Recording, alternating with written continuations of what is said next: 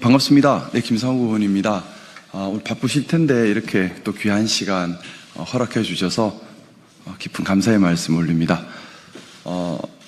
교육과 R&D, 이것은 대한민국의 미래를 결정하는 가장 중요하고도 핵심적인 사안들입니다. 그렇기 때문에 어떤 정권이 들어서든 간에 교육에 관한 것, 또 R&D에 관한 것은 정말 신중하게 미래를 생각해서 정책의 일관성을 가지고 추진해야 할 사항이라고 생각합니다.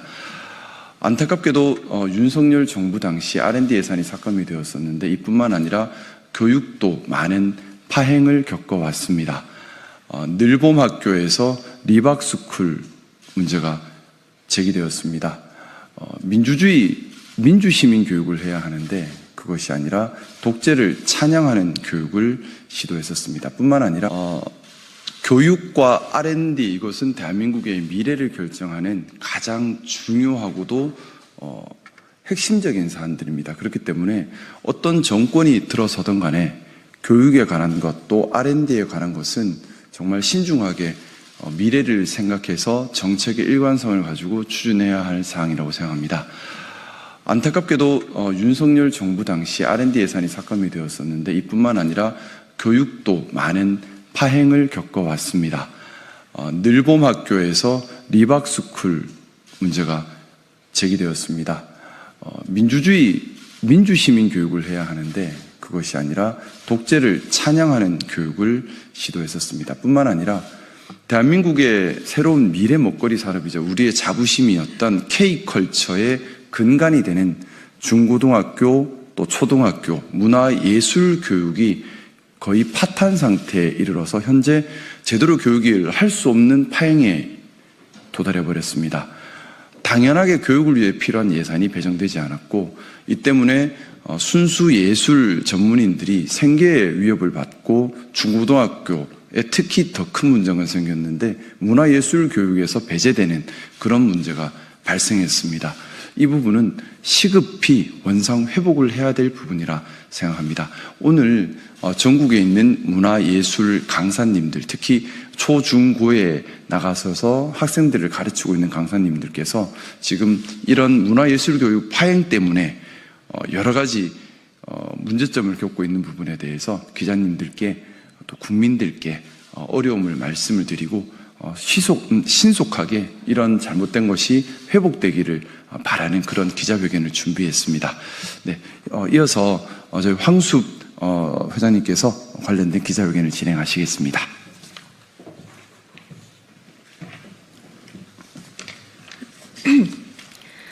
존경하는 국민 여러분, 그리고 이 자리에 함께 해주신 언론인 여러분, 안녕하십니까? 우리는 오늘 대한민국 문화예술 교육의 존립을 위협하는 중대한 위기를 알리고자 이 자리에 섰습니다. 오늘 이곳에선 우리의 목소리는 문화예술 교육의 가치를 지켜온 4,500여 명의 예술 강사들과 우리 아이들의 교육권을 염려하는 학부모, 그리고 현장 교사들의 절박한 마음이 담긴 목소리입니다. 문화예술 교육은 선택이 아닙니다. 단순히 학생들의 여가를 채우는 활동이 아닙니다. 문화예술 교육은 우리 아이들이 타인의 감정을 이해하고 자신의 생각을 자유롭게 표현하며 공동체 속에서 살아가는 힘을 기르는 가장 인간적인 교육입니다.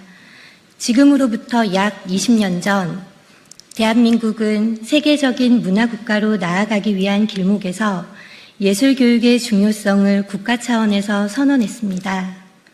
그렇게 만들어진 것이 바로 문화예술교육지원법입니다. 이 문화예술교육지원법에서는 모든 국민이 차별 없이 문화예술을 배울 기회를 균등하게 보장받도록 국가와 중앙행정기관, 지방자치단체, 시, 도, 교육청에 책무를 명시하고 있습니다. 그리고 그 안에는 오늘 우리가 이야기하고자 하는 문화체육관광부와 교육부가 공동으로 추진해온 학교 예술 강사 지원 사업이 있습니다.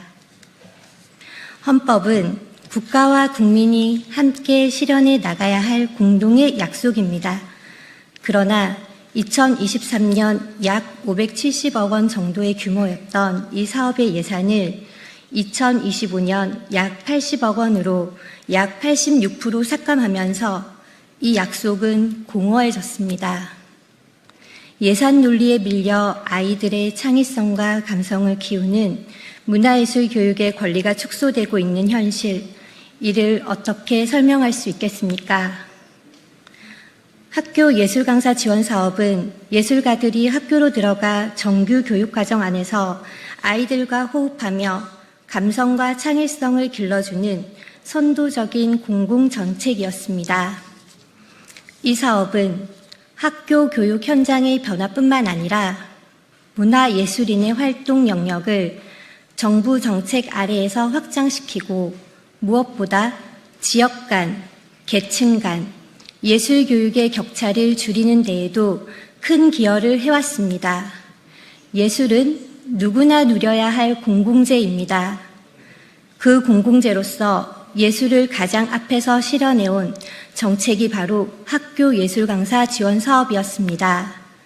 그러나 지금 20년 동안 학교의 정규 교육 과정에서 뿌리 내려진 이 소중한 정책이 올해 9월 종료를 앞두고 있습니다. 어떠한 사전 공론화나 협의도 없이 국고 예산이 대폭 삭감되었습니다. 그리고 그 여파는 고스란히 교육 현장으로, 아이들의 배움의 권리로, 예술 강사들의 삶으로 이어지고 있습니다.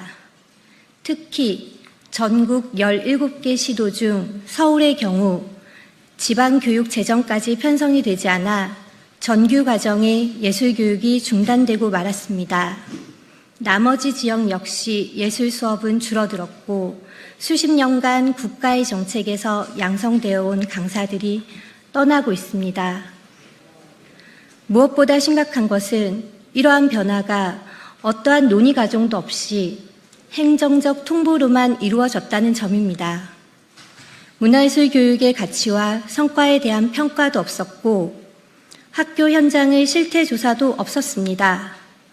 국가가 20년 동안 정책으로 추진해온 사업을 이처럼 손쉽게 조용히 없앨 수 있다면 우리는 앞으로 어떤 정책도 믿을 수 없을 것입니다.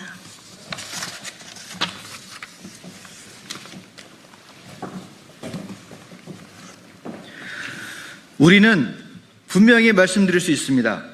이 사업은 예술 강사들의 생계를 위한 복지성 사업이 아닙니다.